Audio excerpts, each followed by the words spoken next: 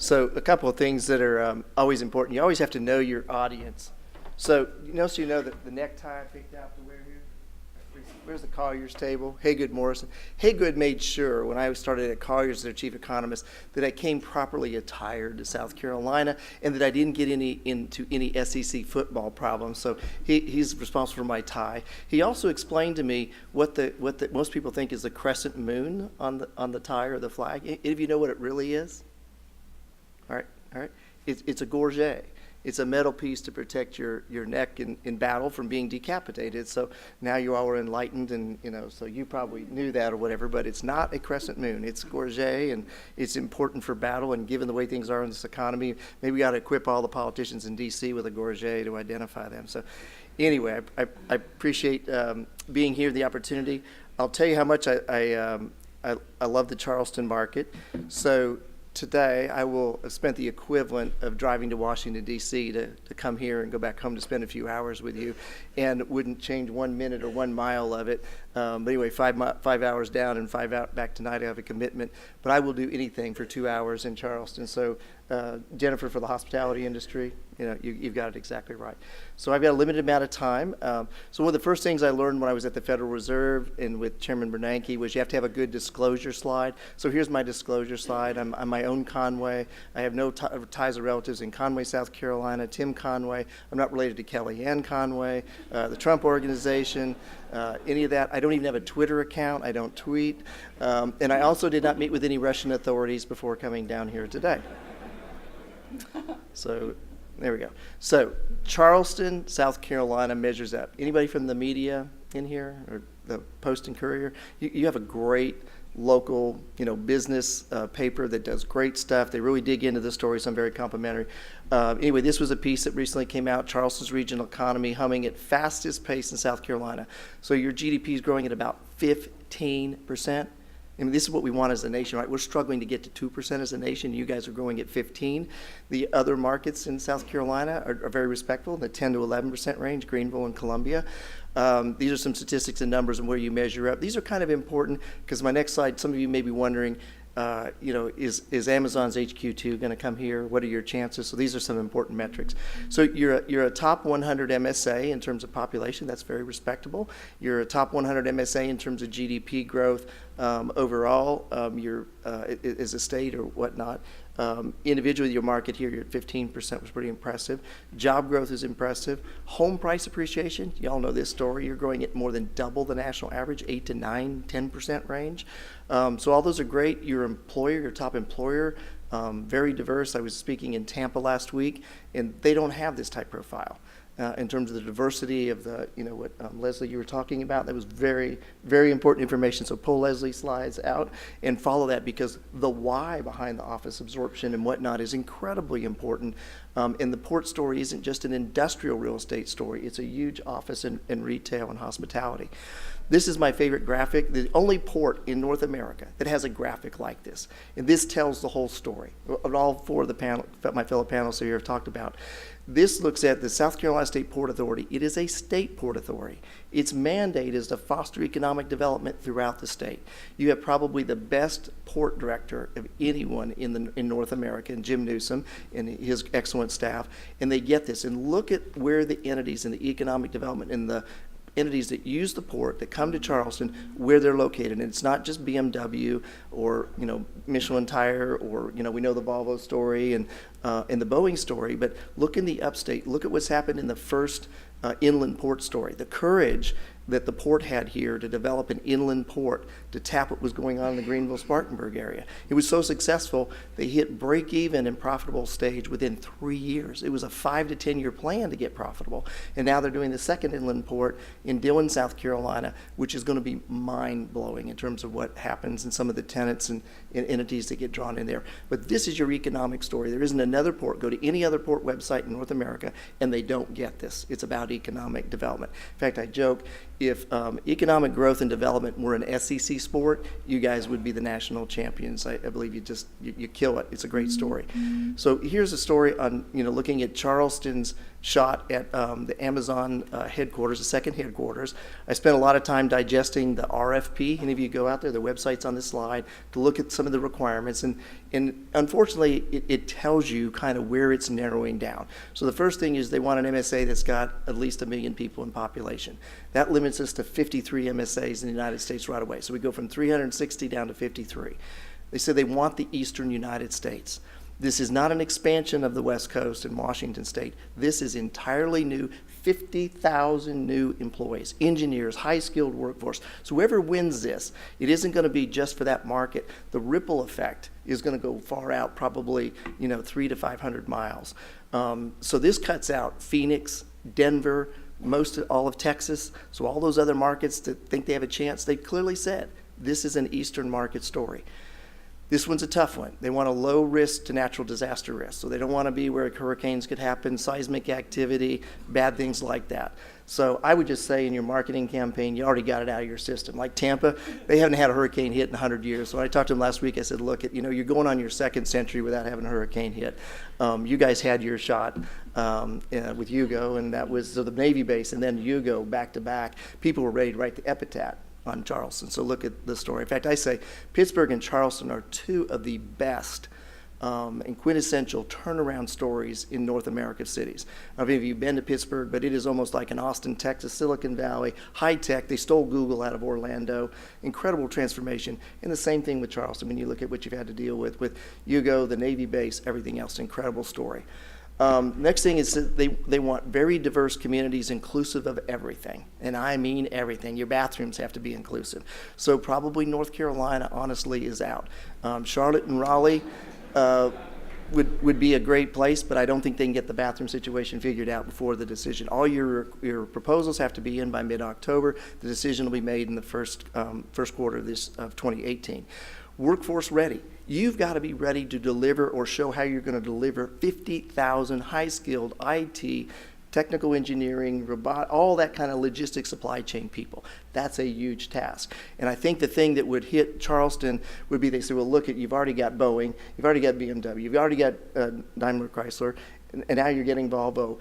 It might be getting stretched a little thin. They may not want to have to compete for all that. So who are they going to probably pick? The other entity they look at is infrastructure is huge, important to them. And they want to be where there are ties to the port and logistics, and that you get that in your economy. But they want an international airport with lots of connectivity to all over the world and the West Coast and whatnot.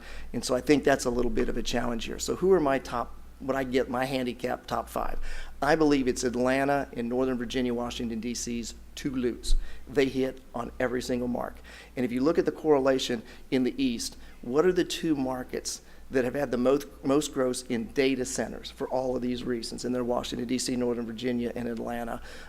Dallas is in there if they might want to try to be annexed by Atlanta and be considered in the East. That's a strategy, but I don't think they'd go for that. So I think it's Atlanta and D.C.'s to lose. My wild cards are Pittsburgh, Columbus, Ohio, and I think Nashville or Orlando could be contenders. Orlando would say they're not coastal impacted by hurricanes. They're an amazing story. There's 250 square miles southeast of Orlando that's owned by the Mormon Church. It's the largest cattle ranch operations outside of Montana that's going to be completely developed into another Orlando. The Mormon Church has agreed. It's just southeast of the Orlando airport. It's called Murray Ranch or whatever. That could be something to watch. And then Nashville's on their radar. But in terms of places I think they'd like to be and spend time and hang out, they either want to be here or they want to be close to here. So that's my theory on that.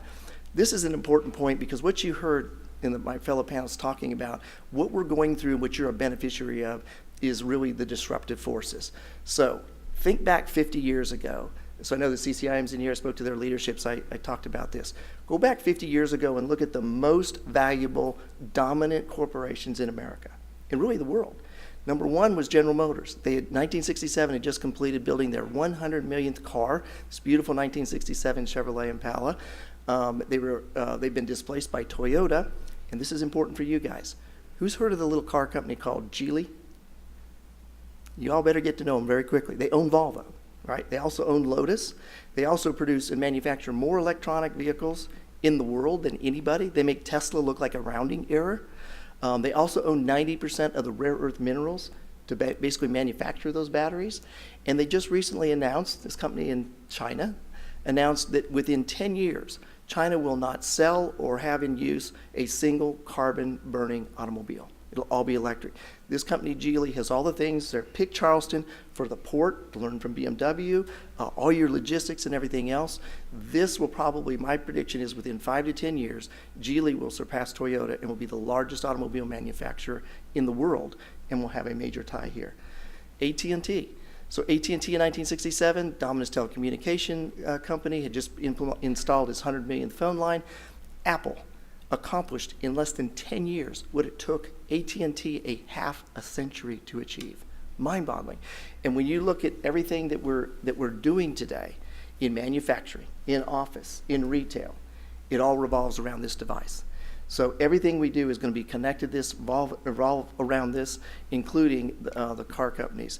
So the way we look at these tech companies today is they've been divided into what are called unicorns and decacorns. So a unicorn was a cute way to describe a fast-growing tech company that got to $1 billion in valuation.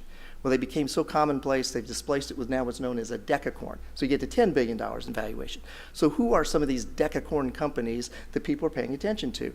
Well, on the slide, and you'll get these, don't worry about taking notes. Number 1 in the world is Uber. Number 4 is Airbnb. So in your hospitality, you were exactly right. To be paying attention to this and figure it out in the impacts, because Airbnb is the largest hotel company in the world, and they don't own a single hotel room, and they don't pay taxes. Uber, they're the largest taxi cab or transportation company in the world, and they don't own a single car or piece of transportation. So it's really important to pay attention to what's happening. This is the transformation. Daimler-Benz, and I know I misspelled it. I always do that to slip one in here. But BMW told me to misspell it. So when I was up in Greenville recently, they told me to reverse the A and the I. So it's all BMW's effect. But their marketing director gave an interview over the summer that was most revealing. And he said, look, our competition is not other auto companies. It's technology companies. It's all about this. And what he said is, he brought out Uber and Airbnb, but at the end, he pointed out, and he said that most car companies will go bankrupt in the next 10 years. And most will go bankrupt trying to do the evolutionary thing, like they'll add lane departure technology to the car, when really what we want is none of us. If I could have had the driverless vehicle to come down here from Atlanta today, the amount of work I could have done, I've been there. I'd be done. Think about what it frees up in terms of parking, transportation. You think about your transportation costs that Leslie pointed out. It's going to be transformative. But imagine we have driverless cars. And the family only needs to own one car now, because my teenager takes it to high school in the morning, and then when they get there, they send it back home. And I can take it and go to work. I send it home to Mom to run errands and do all the retail stuff with Alan, right, and around the different submarkets. Now we take from 3 to 4 cars in the family to 1. What is that? And Charleston's going to be a huge beneficiary of that. But he said that's the evolutionary approach. The revolutionary approach is whoever figures out how to make this a smartphone on wheels.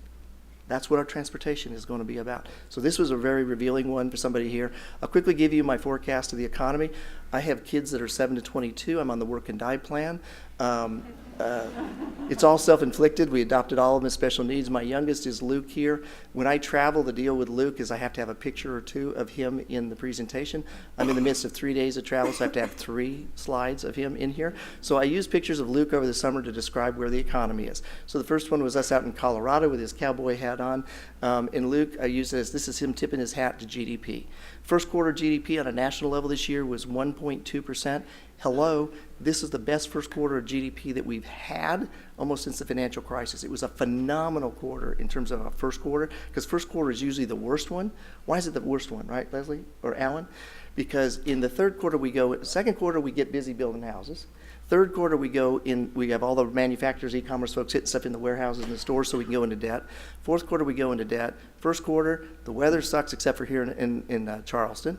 The days are short, and we're in debt, we don't want to spend. So that's why first quarter. So to get a first quarter where your GDP is above 1% is phenomenal. Second quarter, our first forecast on second quarter GDP, we're at 3%, the revisions. I think it'll get revised as closer to 3.5%. This will be the first year since the financial crisis that we actually truly hit 2% or better in GDP growth. Last year, for all the good it was only 1.6%. So when we get anything done in Washington, D.C., maybe tax reform now, we could be back at a 3 or 4% GDP level. So that's Luke tipping his hat to GDP. The second slide is me when I'm not in a suit with my teenage daughter when she doesn't have really bad attitude. And we were pulling Luke. Anybody had teenage daughters before, right?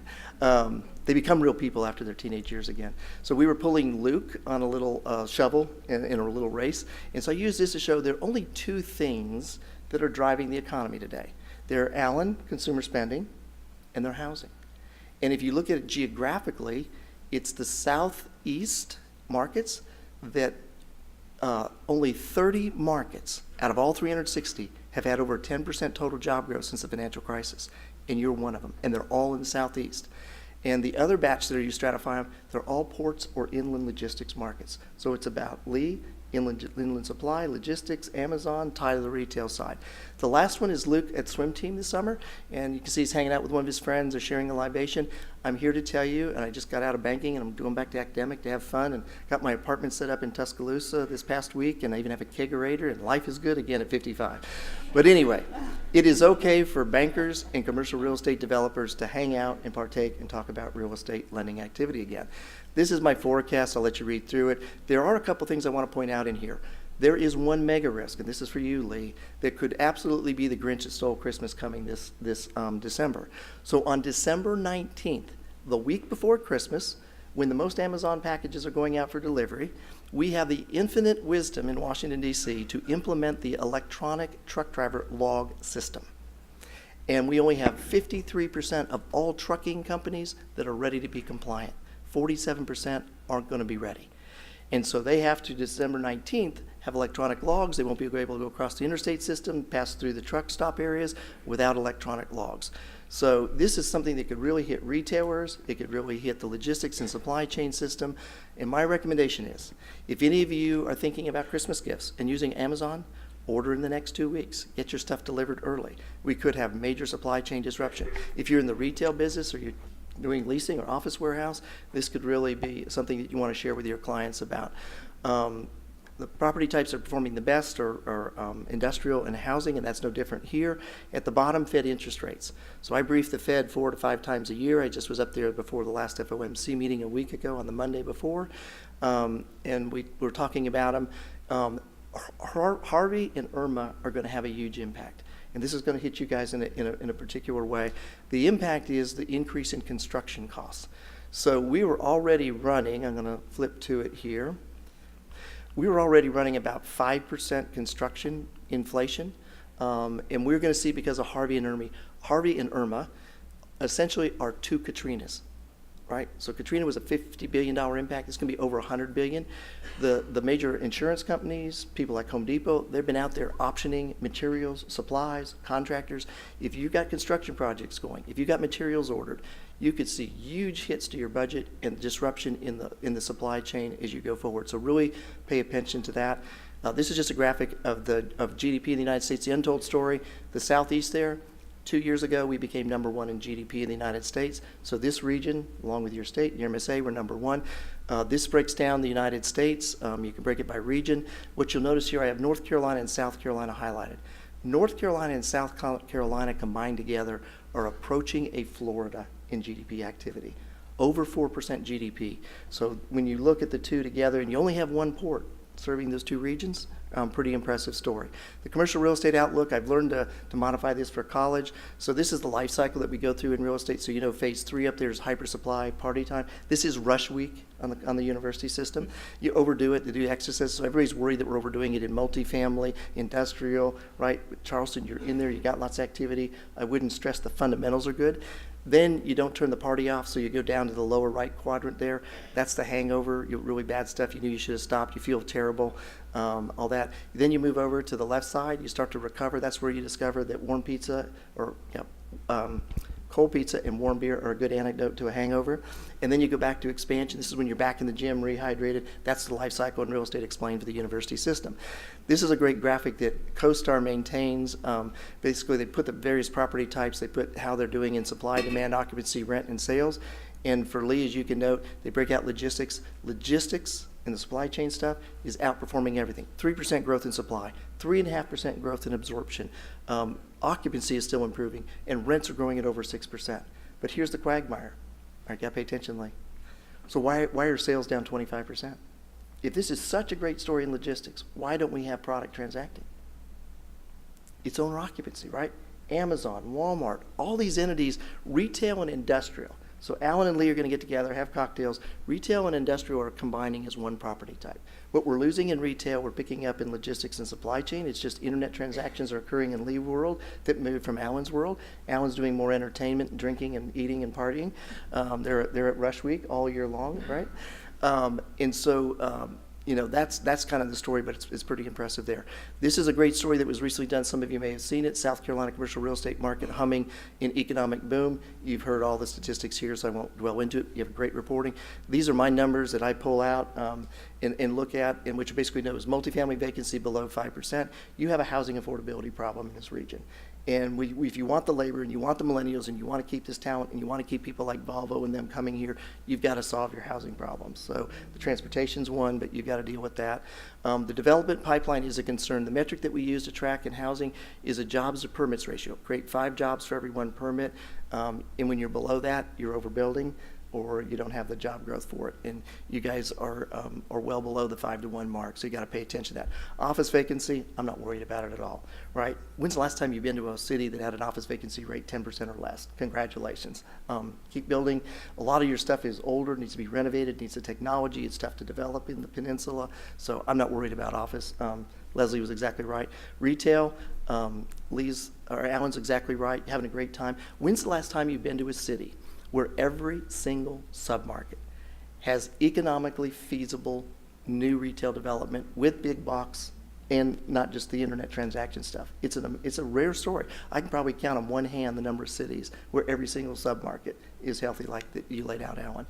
Industrial, that was just a great time. Lee's buying drinks. All right, so we'll flick past that. This is an important slide to pay attention to be ingrained. This is what all of them have talked about, the importance of the port, but this is the big story. So when we get in battles and I go talk in Savannah or Norfolk or along the East Coast or the West Coast, they don't even invite me out to talk anymore because I've said they're doomed, they're going away. The reason they're fracking in Texas is to keep pressure on the San Andreas so it'll fall in the ocean, so regardless of the prices. But Charleston will be the deepest port on the East Coast. Charleston, I have forecast for 5, 6, 7 years. This will be, Savannah and Charleston will probably be the LA Long Beach of the East Coast. Huge story, huge synergies. Savannah has problems, it's a river port, but it'll do very well. It's the 4th busiest container port. Charleston's going to steal back some of that stuff. It's a natural ocean port. What they're doing in the inland port model, Dillon, Greenville, Spartanburg, Greer is incredibly important. But you should know this. It's undisputed. This is validated by the Corps of Engineers, IHS, everybody out there. This is going to be the deepest port. You have a $2 billion capital expenditure going that will put this off the charts in terms of investment. The metrics for industrial stellar, the top one here, we're absorbing nationwide 2 square feet for every 1 that we're putting in the ground. So when you look at the growth here, number 1 growth market, as Lee pointed out, in terms of container growth, everything else, we need every bit of it. And what the port people will tell you is without spec inventory, you don't have a chance, they don't have a chance of attracting a new customer. You get a new client that says, okay, I'm going to change my shipping and I'm coming here, I need 2 million square feet, where is it? I don't have a year or 2 years to wait. So the spec, I wouldn't worry about it, build it, it will come. The supply chain, we're remaking all aspects. This affects Lee's world. Home Depots are getting smaller, Sears are getting smaller, going away. All the appliance stuff, it's all going into internet transactions. You won't see a Home Depot selling appliances. It'll all be done online. The retail change, the comment here that Alan touched on at the bottom there. Retailers are increasingly taking advantage of major savings by maintaining inventory off-site, a trend that bodes well for warehouse distribution. So all this stuff that we can buy online, the internet sales transactions, that's all going into warehouses. Even Mike Jackson with AutoDation has said, we're getting rid of the whole real estate footprint with auto sales. People go online and find their car. The auto dealership of the future will be the size of a Quick Trip. It'll be like what Tesla's doing. They go online, they don't go to the dealership and walk around 300 cars and pick one out. They do it all online. They do like TrueCar and it's delivered. The Amazon story, if any of you haven't been in an Amazon warehouse, they've got 80 of these 1.2 million square foot facilities all around the country. This is what they look like, but here's the secret sauce. You know what they call their technology for maintaining everything in the warehouse? They call it chaotic storage. And no longer do they partition, say, bikes over here and clothes over here. Whatever comes in, it just gets tossed in the warehouse. But it has a unique, like, RFID type deal. So when I go online and I'm looking for a green bicycle, it finds which warehouse among their 80 and where it is, and it sends a robotic forklift to go retrieve it within 30 minutes. It's packaged and it's ready to go in the supply chain, so it can be delivered that day. So chaotic storage, new term you learn. The retail opportunity, as Alan said, it's not about store closings. It's about everything else. It's about restaurant, value retail, millennial, grocery services, all that stuff. The value retail is important because 20% of our workforce does not have a banking account. They can't do e-commerce. So that's why Dollar Tree and Family Dollar and all them are doing so well. They're doing for those that don't have bank accounts. So retail story, very impressive. Commercial real estate, the permanent debt. We all worry about the permanent debt. So as we build it, can we sell it? Can we get it financed? It's the healthy it's been since the financial crisis. It's on fire. The life companies, the CMBS market, all the permanent debt is back. So that's going to enable the banks to relieve all this excessive construction that they've got. So that's coming. These are my top investment disruptors. I'll let you read those. But the couple I want to point out is the hurricane disruptors. This shows the most costly hurricanes. You can see Katrina was 49, 50 billion.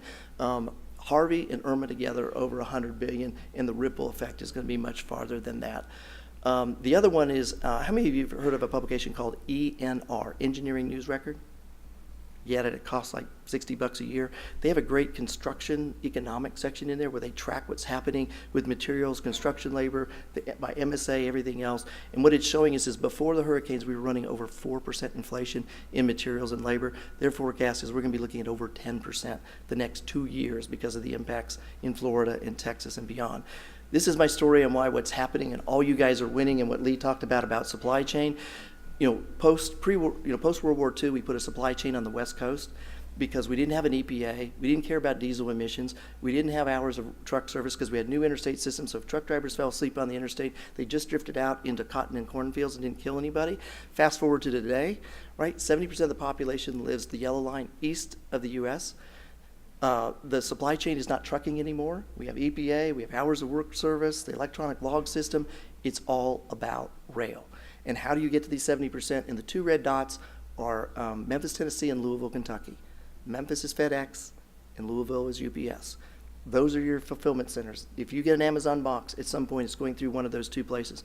Where's the Memphis and Louisville, Kentucky in the western United States that gives you complete on-dock rail access to the southeastern ports? It doesn't exist. That's why the supply chain's coming, and Lee's just going to be buying a lot of drinks because he's making so much in commissions, right? This shows it. You show the railroads. The colored lines here are the 7 Class 1 railroads. You see all but Union Pacific move north from Canada down into the Gulf in the southeast here. That's what's driving it. The other graphic in the lower right has dots with those colored lines. Those dots are intermodal facilities. If you're not in proximity to an intermodal facility, you're irrelevant in industrial. An intermodal is handing the shipping container off by truck or ship to rail and moving on forward. So that's what's driving that. My favorite indicator, if I get stranded on a desert island or tropical island in hurricane season and I get only one periodical to read and I have no electricity, the one I would pick, this will show you what an economist I am, it would be the Rail Time Indicators by the Association of American Railroads. Costs a whopping $100 a year. They track everything that's going on railroads. It is perfectly correlated to GDP and will tell you everything that's going on in the economy 6 months before the Fed and the government and BLS and BEA ever figure it out. In the first half of this year, the amount of containers moved by rail for commerce and retail and manufacturing hit an all-time record post-World War II. It was telling us the past 6 months that the economy was stronger, that GDP was strong. It was also telling us that auto transports were moving down and auto sales were declining from 17 million to 16 million units until the hurricane hit. Now we got to replace 1.5 million units. Whoa, auto traffic's going to move up on the rail cars. It also told us that petroleum was down. We were moving less petroleum. You know why? Because we finally opened a couple of frickin' pipelines. And now more petroleum is moving by pipelines instead of using the capacity in rail. So we're getting more capacity on rail without having to build another railroad. So, believe it or not, I made it to the end. But since Alan started us with retail, I'm going to close this on retail. And all of you need to know and understand this one element. And I give all credit to Jim Newsom, have the floor on this. How many of you own, use, or have heard of a Charleston butt grabber? This wasn't something that Trump created. A few hands went up. Every one of you, if you want a great closing gift or something to have somebody really remember and support your local economy and entrepreneurship, this was created in Charleston, small local company. A butt grabber is it's a special two-pronged grilling utensil to turn pork shoulder on the grill, and very useful. It has a great bumper sticker that my wife wouldn't let me put on the car, and it says that life is so much better with a Charleston hooker. And then in fine print, the ultimate grilling utensil. If you want to have a blast, when I give speaker gifts, this was a speaker gift from Jim Newsom at the Port, had it framed. It's my favorite thing that I've ever received in 30-something years of speaking that's unique to Charleston. This is a unique way to thank a client, to thank somebody, support local industry, support entrepreneurship, and Alan, keep retail going. So get the Charleston butt grabber, get them to have a store, lease them in a thing. So believe it or not, I'm done, and we'll have fun and talk at the reception.